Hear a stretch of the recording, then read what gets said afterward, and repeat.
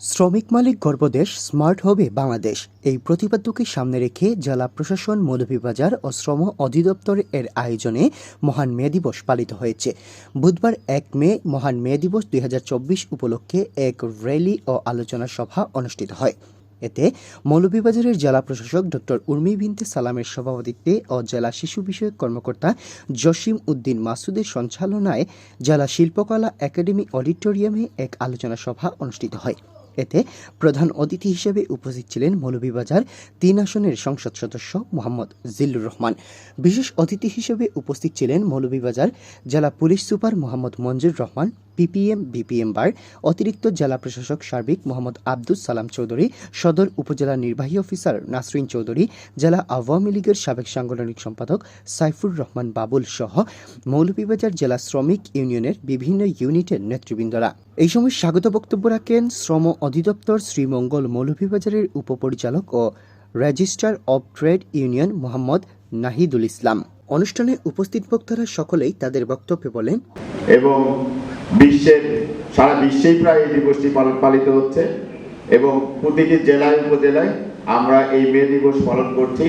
এবং আজকে আপনাদের এই দিবসটি শুধু আপনাদের উদ্দেশ্যে উৎসর্গকৃত। আপনাদের প্রপার নেতৃত্ব হয়, ভালো নেতৃত্ব, চেয়ারে বসা, আপনাদের ঢুকেনো লাগবে না, কিচ্ছু লাগবে না।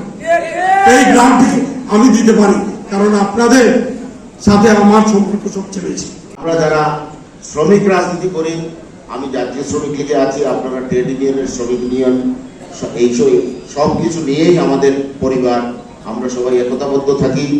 ওনার মাধ্যমে এবং এমপি মহোদয়ের মাধ্যমেও আপনারা অসুস্থ, দুঃস্থ এবং দুর্ঘটনা সম্পৃক্ত যারা আছে তাদেরকে শ্রমিক কল্যাণ ফাউন্ডেশন থেকে একটা সংগঠন যদি সংগঠনের লোকেরা যদি এই সাপোর্টটা পেয়ে থাকে, আপনারাও আশা করি পাবেন।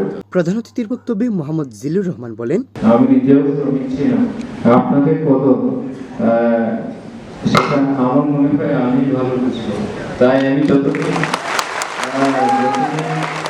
আমি আছি জীবিত থাকবো ততদিন আমি আপনাদের পাশে থাকবো, এটা আমার।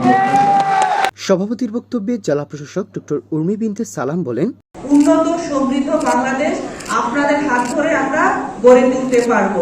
এই যে আমাদের দেশের অর্থনীতি, আমাদের বাংলাদেশের অর্থনীতি বিশ্বের মধ্যে 35তম অর্থনীতির দেশ। এই অর্থনীতির চাকা সচল রেখেছে কারা? আপনারা।